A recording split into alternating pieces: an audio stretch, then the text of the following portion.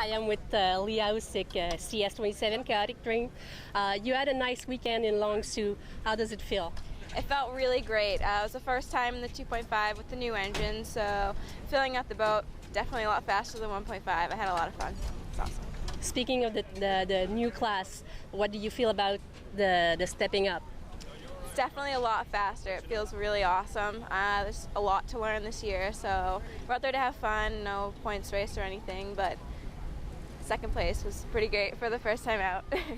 So it's a good start this year compared to the last years. What are your goals? My goal is basically just to get comfortable. I mean, we're tweaking little things here and there. I mean, winning would obviously be an awesome goal, but I just want to learn. Definitely a big difference between the two classes. Last year we had an awesome run, so hopefully all goes well. Speaking of the new engine, you changed your motors. How does it feel? It feels really good. I can't thank M5 Performance enough for everything they've done, my mom, everyone that's helped me out so far. Thank you, and have a good year. Thank you so much.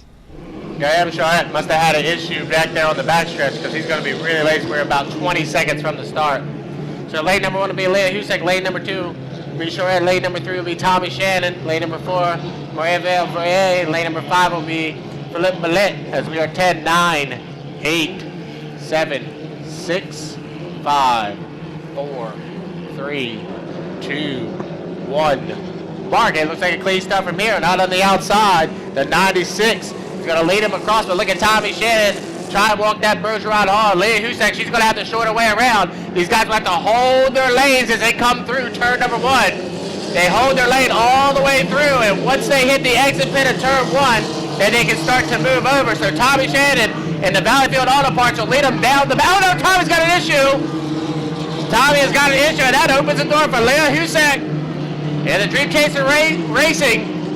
And she's picking them up and putting them down as they go down the backstretch. The 96 back in second position, way up on the outside. And Philip Millette in the 7. That camo paint scheme. So we got a battle for second on the race course.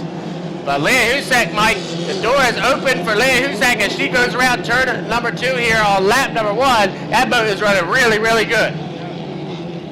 Yeah, she looked a little tiny bit behind at the start, but she had the shortest route to take. So short way around, work to her advantage. And Tommy Shannon got the boat back up and running. You can see that Bergeron Hall after the exit pit of turn number 2. You got 3 of them side by side back there battling for 3rd, 4th, and 5th position. The 7 of Philippe Millette is your second place runner right now.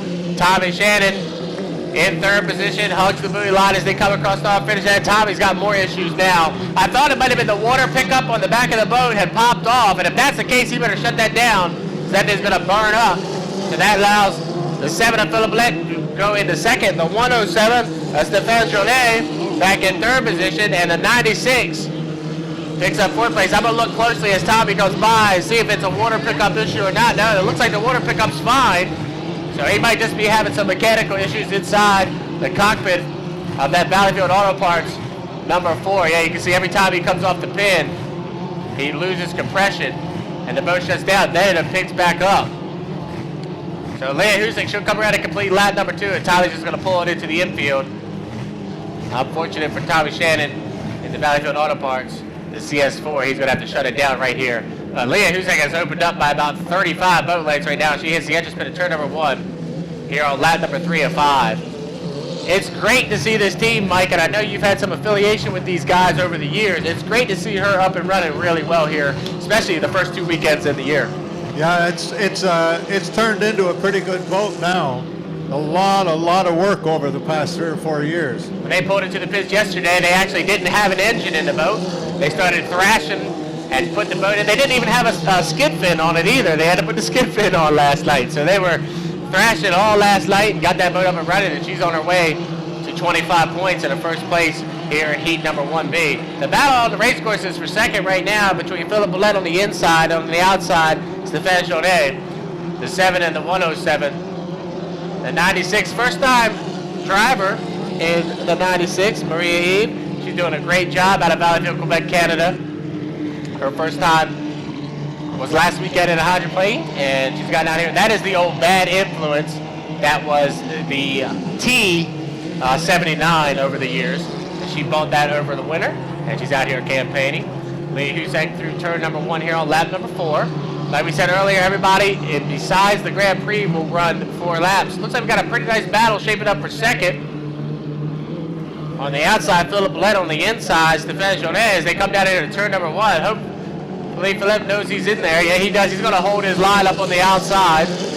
That's going to open the door up on the inside and let the 107 take over second position. Every position counts in the year-long point race. We saw last year in the Hydro 350 class, it came down to a few points going into Bournemouth, the last race of the season. So a pretty nice battle shaping up for second between those two guys. Brave comes across in 4th position. Your leader in the purple boat on the inside. Lee Husek in the 27. She'll come around and see the white flag. One more circuit around. So everybody's starting to get a little spread out on the race course, Mike, but this is the up-and-comer, so when we see them starting to spread out, that's separating the guys that have got their engine packing working really well and the guys that need to do a little tweaking throughout the weekend.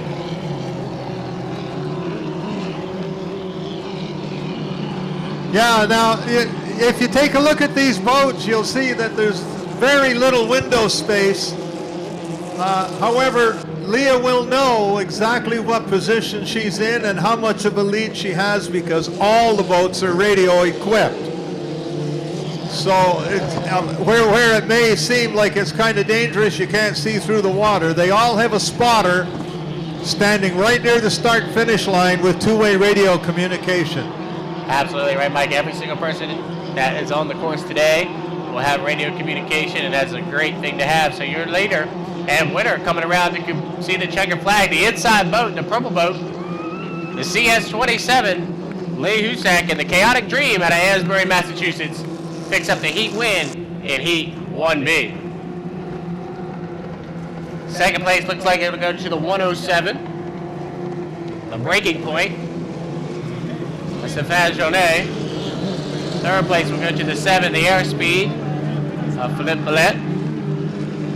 And 4th position is all she's got to do is go around and complete this lap. We'll go to the 96, Maria E. So 2 heats in the books. Up next should be the Formula 2500.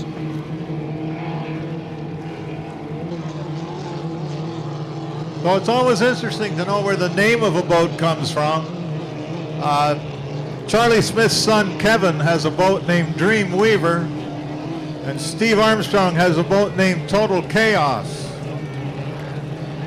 Leah is the cousin of Kevin Smith, so when she arrived on the racing scene, she parked in between those 2 boats and chose Chaotic Dream to tie the boats all together. Got to see Kevin 3 weeks ago at Greenwood Lake. He had the T-boat out, and he didn't want to leave the 1.5 liter stock class to come to 2.5, so he's running some APBA races. Good showing for him in Greenwood Lake, actually. I think he picked up a 2nd and a 3rd, so he did really well down there a couple weeks ago. So Tommy Shannon, he'll limp the 4 back to the pits. Hopefully, it looked like when it was coming out of the turns, it was just losing all of its compression and was just shutting down. And then once he got on the straightaway,